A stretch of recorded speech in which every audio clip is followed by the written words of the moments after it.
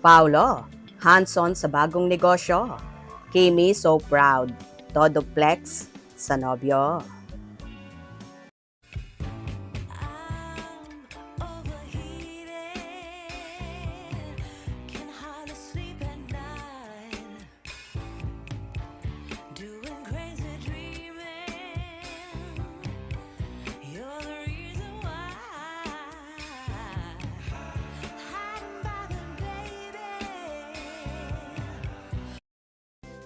Itinodo na nga ni Paulo Avellino ang pagiging hands-on sa bagong negosyo, ang Play Space, na kabubukas lamang kamakailan. Laman nga ng online world ang pagbubukas ng nasabing negosyong yon at marami nga ang natutuwa sa aktor na tila daw ba paghahanda ito sa magiging future nila ni Kim Chiu. Abala nga ang aktor at nakatutok sa nasabing palaruan kung saan iniimbitahan niya ang marami na dumalaw sa nasabing play space na kahit ang mga matatanda ay mag-enjoy din sa ganda kasi ng setup at lahat ay colorful. Kaya for sure, magiging happy ang mga Hello everyone, I'm inviting you all to come and try Play Space. It's a new playground for kids and young adults here at Ayala Vermosa.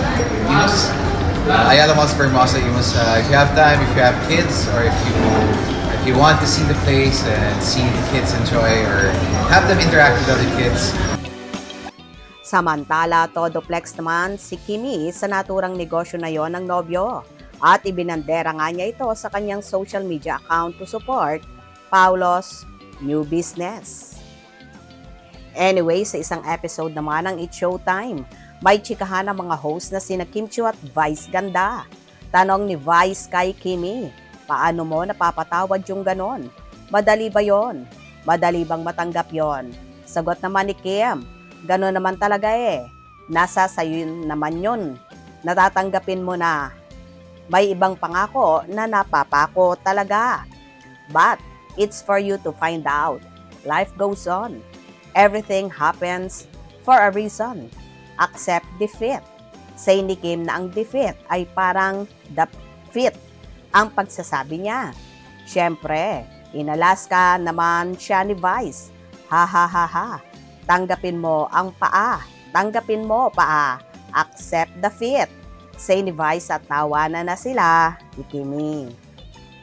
Well, sa kabila ng pagiging busy rin ni Kim Chiu sa kanyang mga commitments at sa noontime show na It's Showtime, nagagawa niya pang i-flex ang bagong negosyo ng nobyo na super proud nga siya na tila paghahanda na nga ba ito sa kanilang magiging future next year?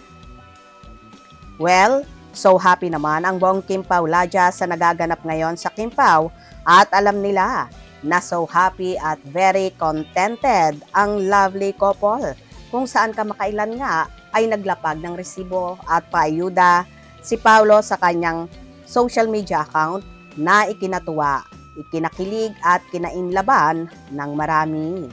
Kayo ba? Nai-inlove din sa ginagawa ng Kim Pao sa ngayon? Hope you enjoyed. Please subscribe for more info.